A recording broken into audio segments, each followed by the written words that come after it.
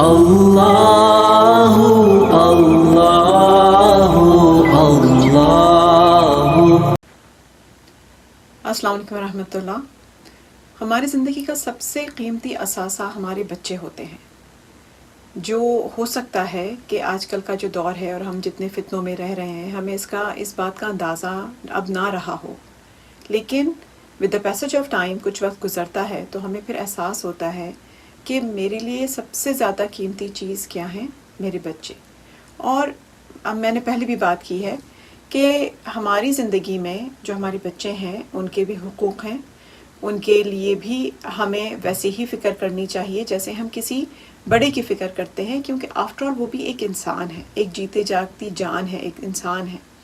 اس کے کچھ تقاضے ہیں ہماری زندگی میں بچوں کے، اصل میں وہ کہاں سے شروع ہوتے ہیں؟ پریگننسی سے۔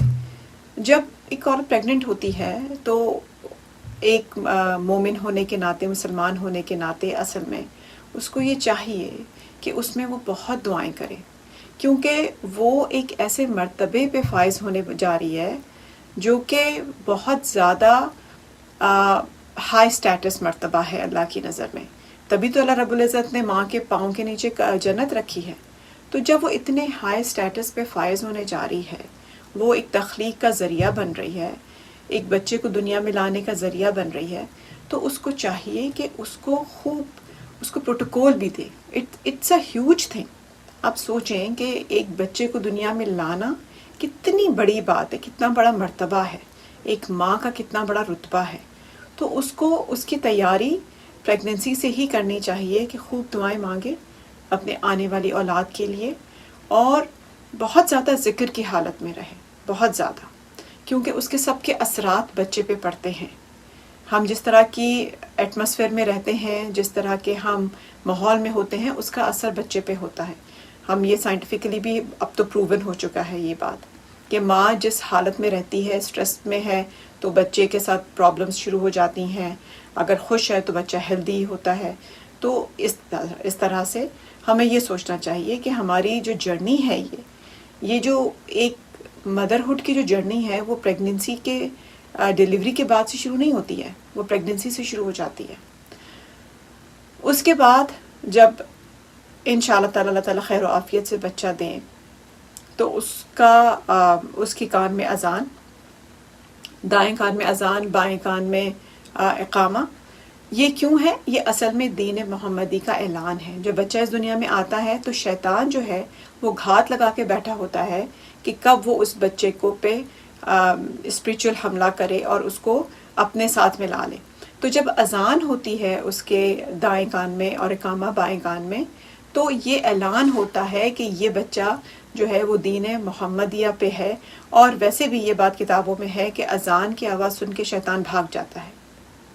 تو یہ بہت زیادہ ضروری ہے کہ اس کے اذان دی جائے اور اقامہ دی جائے، یہ اس کا حق ہے۔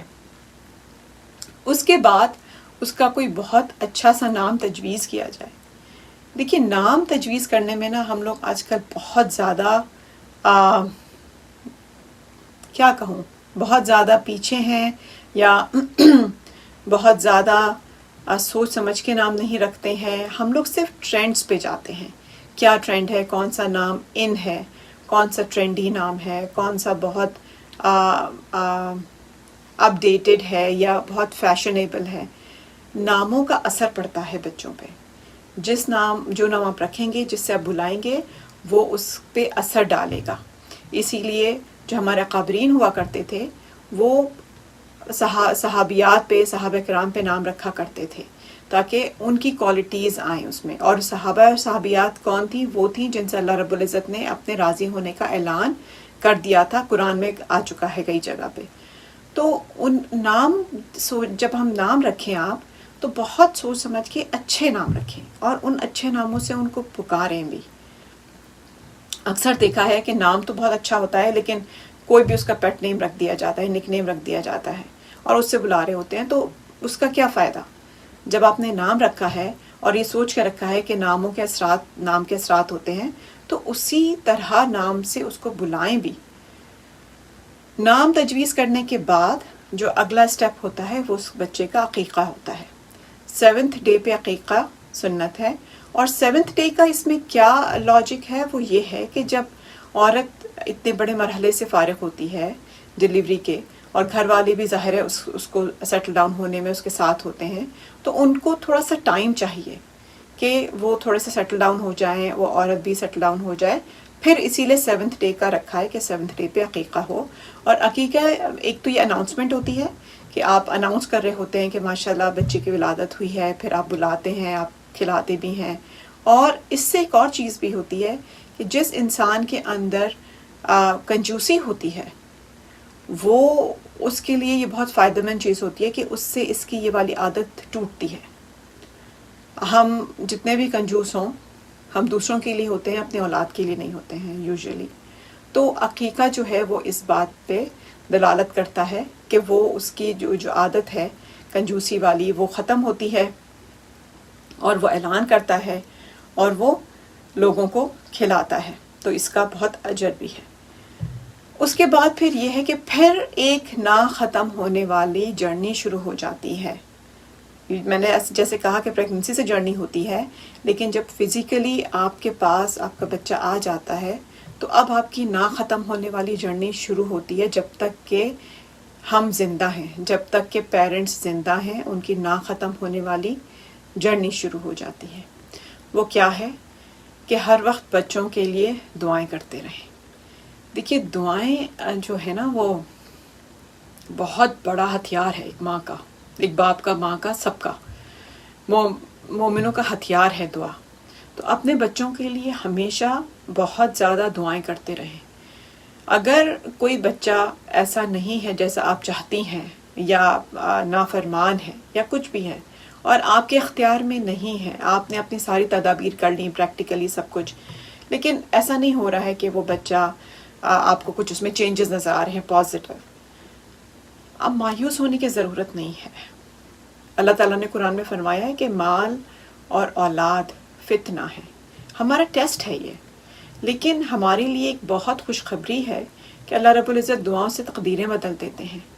تو دعائیں کرتے رہیں اور بہت اچھی دعائیں کریں اپنے بچوں کے لیے.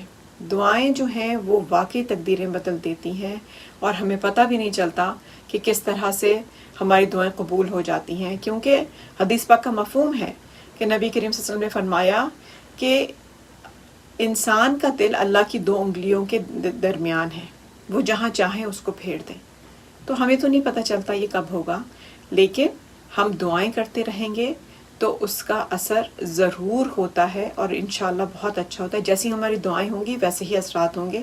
تو دعا کا مطلب ہی دعا ہے. لیکن اس کے ساتھ ایک اور چیز بھی ہے،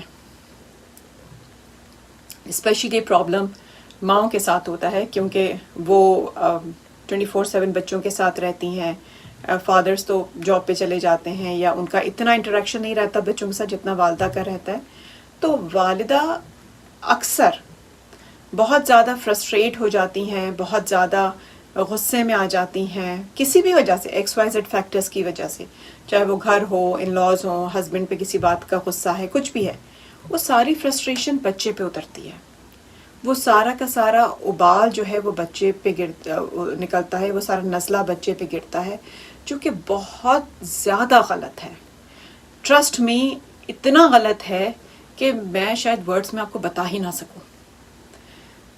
ہم اپنی پوری بھڑاس نکال لیتے ہیں بچے پہ، اس کو ٹارچر کر کے، کبھی فزیکلی اور ورنہ مینٹلی تو ہوتا ہی ہے، ڈانٹ کے، اس کو برا بھلا کہہ کے، اور عجیب و غریب الفاظ اس کو کہہ کے. ہم یہ سوچتے ہی نہیں ہیں کہ اس بچے کے دل پہ جو اثر ہوا ہے ہماری اس فرسٹریشن کا، وہ زندگی بھر رہے گا، زندگی بھر رہے گا. ٹرسٹ می، اگر آپ نے اس کے بعد لاکھ مرتبہ بھی اس سے پیار کر لیا، لیکن وہ جو امپیکٹ پڑ چکا ہے وہ نہیں جائے گا.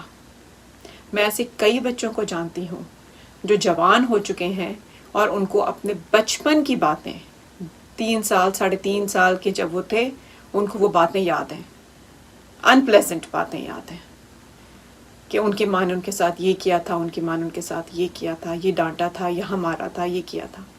وہ جوان ہو گئے ہیں بچے، وہ نہیں بھولتے ہیں. کبھی بھی اپنے بچوں پہ اپنا غصہ نہیں اتارے، کبھی بھی نہیں. ہم یہ سمجھتے ہیں مائیں کہ بچے ہماری ملکیت ہیں، کیونکہ ہمارا تو بس انہی پہ چلتا ہے نا، ہم کسی اور کو تو کچھ کہہ نہیں سکتے ہیں، تو گھوم پھر کے ہم اپنی فرسٹریشن اپنے بچوں پہ نکالتے ہیں، اتارتے ہیں، کیونکہ ہم ان کو اپنی ملکیت سمجھتے ہیں، جو کہ ایسا نہیں ہے۔ اللہ رب العزت نے ہمیں ایک ذمہ داری دی ہے اور ہم سے اس کے بارے میں پوچھا جائے گا روز محشر۔ ہمارا فری ہینڈ نہیں ہے کہ ہم جس طرح سے چاہیں ان کو ٹریٹ کریں، بالکل فری ہینڈ نہیں ہے۔ تو ہمیشہ بچوں کے ساتھ بچوں کے لیے دعائیں کرتے رہیں، کبھی ان کے لیے کوئی برا لفظ منہ سے نہیں نکالیں، جس کو ہم معاذ اللہ بد دعا کہتے ہیں۔ سننے میں بڑا برا لگتا ہے کہ کوئی ماں کیسے اپنے بچے کو بد دعا دے سکتی ہے، لیکن ہمیں احساس ہی نہیں ہوتا ہے کہ ہم اپنے غصے میں، اپنی فرسٹریشن میں ہمارے منہ سے کیسے الفاظ نکل رہے ہیں۔ اگر بچے نے بہت تنگ کیا ہے تو ہمارے منہ سے کیسے الفاظ نکل رہے ہیں اس کے لیے۔ اس کے بارے میں ایک آپ کو انسیڈنٹ سنانا چاہوں گی، سچا انسیڈنٹ ہے، کسی نے مجھے سنایا تھا، کئی سال ہو گئے لیکن یہ نکلتا نہیں ہے میرے ذہن سے۔ ایک عورت تھی، اس کا ایک ہی بیٹا تھا، تو جب بیٹا چھوٹا تھا تو وہ عورت کام میں بزی تھی، تو اس کو سلا کے آتی، تھوڑی دیر میں بچہ پھر اٹھ کے روتا ہوا اٹھ کے آ جاتا، پھر وہ اس کو سلانے جاتی، پھر باہر آتی، پھر وہ تھوڑی دیر میں بچہ آ جاتا، تو وہ عورت فرسٹریٹ ہو گئی، غصے میں آ گئی، اور وہ اس کو ڈانٹنے لگی۔ اس نے کہا کہ میں تمہیں سلا کے آتی ہوں، تم واپس آ جاتے ہو، تم سو ہی کیوں نہیں چاہتے ہمیشہ کے لیے۔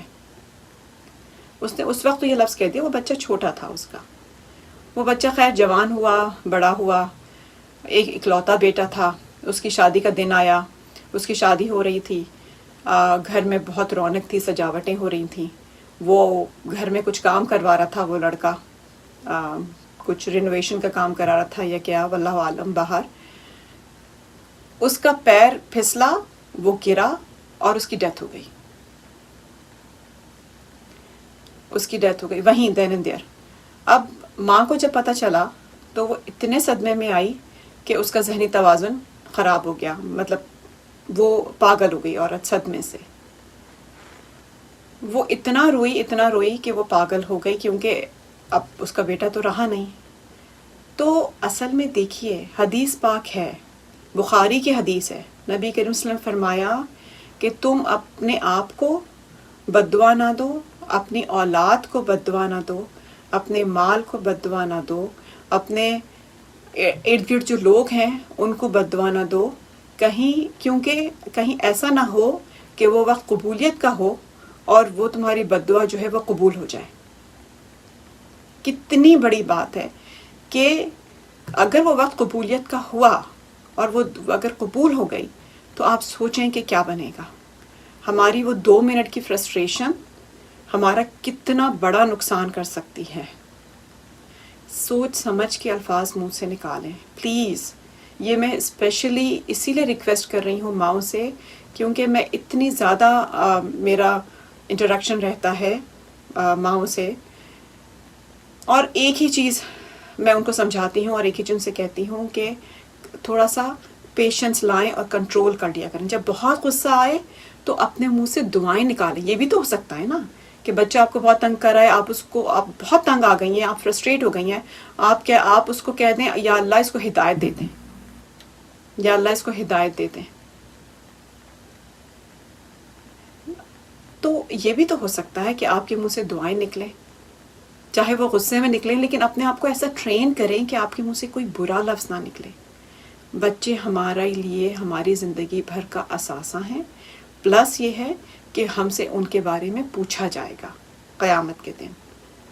اگر ہم ان کو فار گرانٹیڈ لیں گے، اپنی ملکیت سمجھیں گے، تو پھر معاذ اللہ ہمیں اس کا خمیازہ بھگتنا پڑے گا۔